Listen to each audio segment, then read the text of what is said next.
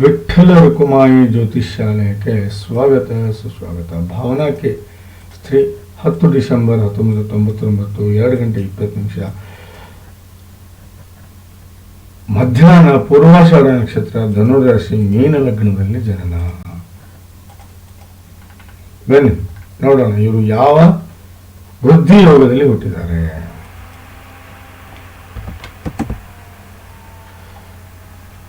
ವೃದ್ಧಿ ಯೋಗದಲ್ಲಿ ಹುಟ್ಟಿದ್ದಾರೆ. ಬನ್ನಿ ಹಾಗಾದರೆ ಇವರ ಜಾತಕ ಏನು ಹೇಳುತ್ತೆ? ಇವರು ಕೇಳಿದ್ದೇನು ನನಗೆ? ಜಾತಕ ಹೊಂದಾಣಿಕೆ ಕೇಳಿದ್ರು. ಕರೆಕ್ಟಾ? ಮದುವೆ ಹೊಂದಾಣಿಕೆ ಯಾರ್ಯಾರ ಜೊತೆಗೆ? ಕುಮಾರಸ್ವಾಮಿ ಅವ್ರ ಜೊತೆಗೆ. ಬನ್ನಿ ಕುಮಾರಸ್ವಾಮಿ ಅವರ ವಿಡಿಯೋ ಮಾಡಿ ಹಾಕಿದ್ದೇನೆ ಆಲ್ರೆಡಿ ನಾನೀಗ. ಈಗ ಇವರಿಬ್ಬರದು ಹೊಂದಾಣಿಕೆಯ ಜಾತಕ ನೋಡ್ಬೇಕು ನಾನು. ನೋಡಿ, ಕುಮಾರಸ್ವಾಮಿ ಅವರು ಅಶ್ವಿನಿ ನಕ್ಷತ್ರ ಪ್ರಥಮ ಪಾದ, 1ನೇ ಪಾದ ಮೇಷರಾಶಿ, ಕರ್ಕ ಲಗ್ನದಲ್ಲಿ ಜನನ. ದಯವಿಟ್ಟು ತಾವು ಗೋಮುಖ ಪ್ರಸವ ಪೂಜೆ ಮಾಡಿಸ್ಕೋಬೇಕು ಕುಮಾರಸ್ವಾಮಿ ಅವರೇ, ಇಲ್ಲ ಅಂದ್ರೆ ಬಹಳ ತೊಂದರೆಗೀಡಾಗ್ತೀರ ನೀವು. ಹೌದು, ಗಂಡ ಯೋಗದಲ್ಲಿ ಹುಟ್ಟಿದ್ದೀರ ನೋಡಿ, ಗಂಡ ಯೋಗದಲ್ಲಿ ಹುಟ್ಟಿದ್ದೀರಾ. ಬಟ್ ನಿಮಗೆ ಇದು ಇದೆ, ಗೋಮುಖ ಪ್ರಸವ ಪೂಜೆ ಮಾಡ್ಕೊಳ್ಳೇಬೇಕು ನೀವು, ಇಲ್ಲ ಅಂದ್ರೆ ನಡೆಯೋದಿಲ್ಲ. ಬನ್ನಿ ಹಾಗಾದರೆ ನಿಮ್ಮಿಬ್ಬರಿಗೆ ಹೊಂದಾಣಿಕೆ ಆಗುತ್ತೋ ಇಲ್ಲೋ ಎಂಬುದನ್ನು ನಾವು ಸರಿಯಾಗಿ ನೋಡೋಣ. ಬನ್ನಿ 8ನೇ ಇದಕ್ಕೆ ಹೋಗೋಣ. ನೋಡಿ, ನಿಮ್ಮ ಜಾತಕದಲ್ಲಿ ಓಪನ್ ಹೇಳ್ತೀನಿ, ಮಾಂಗಲ್ಯ ದೋಷ ಇದೆ. ನೋಡಿ, ಮಾಂಗಲ್ಯ ದೋಷ ಇದೆ. ಅದೇ ರೀತಿ ಭಾವನಾ ಅವರ ಜಾತಕದಲ್ಲಿ ಮಾಂಗಲ್ಯ ದೋಷ ಇಲ್ಲ. ಹೌದು, ಉಚ್ಚ ಕುಜ ಇದ್ದಾನೆ. ಬಟ್ ನಿಮ್ಮ ಜಾತಕದಲ್ಲಿ ನೋಡಿ ಏನಾಗಿದೆ ಪ್ರಾಬ್ಲಮ್ ಅಂದರೆ, ಗುರು 4ನೇ ಮನೆಯಲ್ಲಿ ಬಂದಿದ್ದಾನೆ, ಚಂದ್ರ 10ನೇ ಮನೆಯಲ್ಲಿ ಇದ್ದಾನೆ. 7 ಗ್ರೇಪ್, ದಯವಿಟ್ಟು 7 ಕ್ಯಾರೆಟ್ ಮುತ್ತನ್ನು ನೀವು ಹಾಕ್ಕೊಳ್ಳಿ. ಇಲ್ಲಿ ರಾಹು ಶಾಂತಿ ಮತ್ತು ಕೇತು ಶಾಂತಿ ಮಾಡಿಸಿದರೆ ಗಜಕೇಸರಿ ಯೋಗ ಆಗುತ್ತೆ. ಹಾಗಾಗಿ ಗಜಕೇಸರಿ ಯೋಗದಲ್ಲಿ ಯಾರೇ ಹುಟ್ಟಲಿ ಅವ್ರಿಗೆ ತೊಂದರೆ ಆಗುವುದಿಲ್ಲ, ಬೇರೆ ಗ್ರಹಗಳಿಂದ ತೊಂದರೆ ಆಗುವುದಿಲ್ಲ ಅಂತ ಶಾಸ್ತ್ರ ಹೇಳುತ್ತೆ. ಈಗ ಆಲ್ರೆಡಿ ನಾನು ಭಾವನವ್ರದ್ದು ಜಾತಕ ಮಾಡಿದ್ದೀನಿ, ಅದ್ಯಾವುದೋ ಬೇರೆಯವ್ರ ಜೊತೆ ಮಿಕ್ಸ್ ಆಗಿದೆ, ಅದು ನೀವು ಆಲ್ರೆಡಿ ನೋಡಿದ್ದೀರಾ.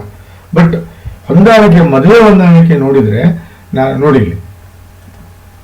ಒಂದು ಕೆಲಸ ಮಾಡಿ, ಭಾವನ ಅನ್ನೋದು 5ನೇ ಭಾವದ ಸ್ವಾಮಿ ಎಲ್ಲಿದ್ದಾನೆ ನೋಡಿ. 5ನೇ ಭಾವದಲ್ಲಿ ರಾಹು ಇದ್ದಾನೆ, 5ನೇ ಭಾವದ ಸ್ವಾಮಿ 10ನೇ ಭಾವದಲ್ಲಿ ಇದ್ದಾನೆ. ಹಾಗಾದರೆ 1ನೇ ಭಾವದ ಸ್ವಾಮಿ ಎಲ್ಲಿದ್ದಾನೆ? 2ರಲ್ಲಿದ್ದಾನೆ. 7ನೇ ಭಾವದ ಸ್ವಾಮಿ ಎಲ್ಲಿದ್ದಾನೆ? ಬುಧ 9ರಲ್ಲಿದ್ದಾನೆ. 9ನೇ ಭಾವದ ಸ್ವಾಮಿ ಎಲ್ಲಿದ್ದಾನೆ? ಉಚ್ಚ ಸ್ಥಾನದಲ್ಲಿ ಕೇತು ಗ್ರಸ್ತನಾಗಿದ್ದಾನೆ. ಸೊ ಅದರ ಅರ್ಥ ಏನು ಅಂದರೆ, ಇವರ ದಾಂಪತ್ಯದ ಜೀವನ ಯಾವಾಗಲೂ ಕಡಿಮೆ ಆಗುವುದಿಲ್ಲ ಅಂತ ಅರ್ಥನೇ ಇದೆ. ದಾಂಪತ್ಯ ಜೀವನ ಇವ್ರಿಗೆ ತೊಂದರೆ ಕೊಡುವುದಿಲ್ಲ ಅಂತ ಅರ್ಥ.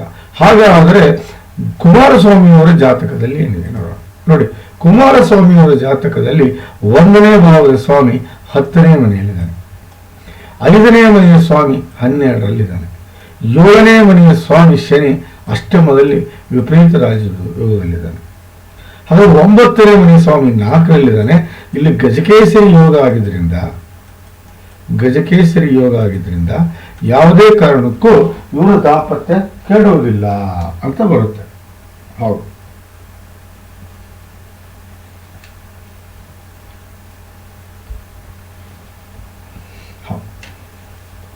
ಯಾವುದೇ ಕಾರಣಕ್ಕೂ ದಾಂಪತ್ಯ ಕೆಡುವುದಿಲ್ಲ ಅಂತ ಬರೋದು. ಮದುವೆ ಆಗ್ಬೋದು, ಏನು ತೊಂದರೆ ಇಲ್ಲ, ಯಾಕಂದ್ರೆ ನಿಮ್ದು ಗಜಕೇಸರಿ ಯೋಗ ಇದೆ.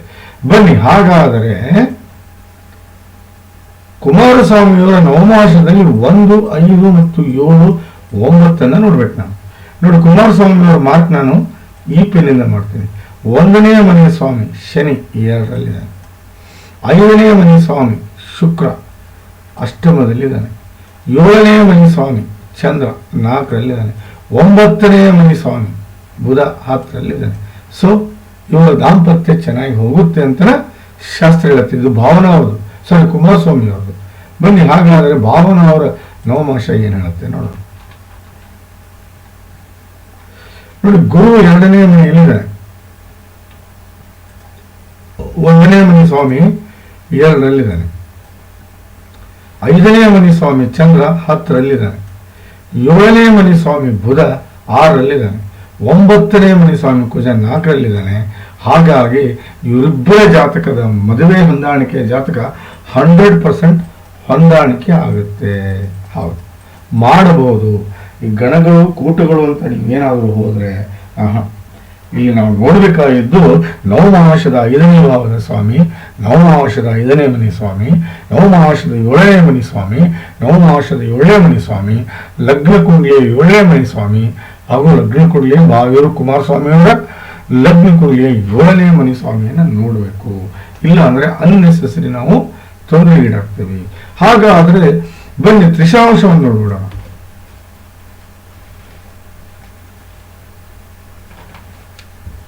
ತ್ರಿಶಾಂಶ ನೋಡೋಣ ಬನ್ನಿ. ಹಾಗಾದ್ರೆ ತ್ರಿಶಾಂಶ ಯಾಕೆ ನೋಡ್ತಾರೆ ಅಂದ್ರೆ ಮುಂದೆ ಜೀವನದಲ್ಲಿ ಏನಾದರೂ ತೊಂದರೆ ಆಗುತ್ತಾ ಅನ್ನೋ ಕಾರಣಕ್ಕೆ. ಹೌದು ನೋಡಿ, ಕುಂಭಭಾವನ ಅವರಿಗೆ ಆರೋಗ್ಯದಲ್ಲಿ ಏರಾಪೇರಿ ಆಗ್ಬೋದು ಅಂತ ಚಾನ್ಸಸ್ ಇದೆ. ಮಕ್ಕಳ ತೊಂದರೆ ಆಗ್ಬೋದು ಅಂತ ಇದೆ. ಬುಧ ಸ್ವಂತ ಮನೆಯಲ್ಲಿದ್ದಾನೆ, 9ನೇ ಮನೆ ಸ್ವಾಮಿ 8ನೇ ಮನೆಯಲ್ಲಿದ್ದಾನೆ. ಹಾಗಾಗಿ ಇವರು, ನಾನು ಹೇಳಿದ ಹಾಗೆ ಇವರು ಮುತ್ತನ್ನು ಧರಿಸಲೇಬೇಕು. ಬನ್ನಿ ಕುಮಾರಸ್ವಾಮಿಯವರು ತ್ರಿಶಾಂಶ ನೋಡೋಣ.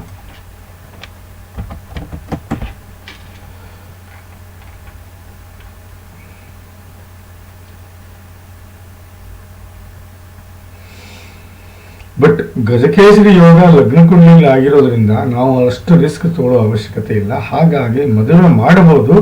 ಆದರೆ ಕುಮಾರಸ್ವಾಮಿಯವರು ನಾಗ ಪ್ರತಿಷ್ಠಾಪನೆ ಮಾಡ್ಕೊಳ್ಳೇಬೇಕು, ಇಲ್ಲಾಂದ್ರೆ ನಡೆಯೋದಿಲ್ಲ. ಹೌದು, ಕುಮಾರಸ್ವಾಮಿಯವರು ನಾಗ ಪ್ರತಿಷ್ಠಾಪನೆ ಮಾಡ್ಕೊಳ್ಳೇಬೇಕು. ನೋಡಿ, ಸದ್ಯ ಇವರು ಸೂರ್ಯ ದಶೆಯಲ್ಲಿದ್ದಾರೆ. ಯಾರು? ಕುಮಾರಸ್ವಾಮಿಯವರು. ಭಾವನವರು ಯಾವ ದಶೆಯಲ್ಲಿದ್ದಾರೆ ನೋಡೋಣ ಬನ್ನಿ.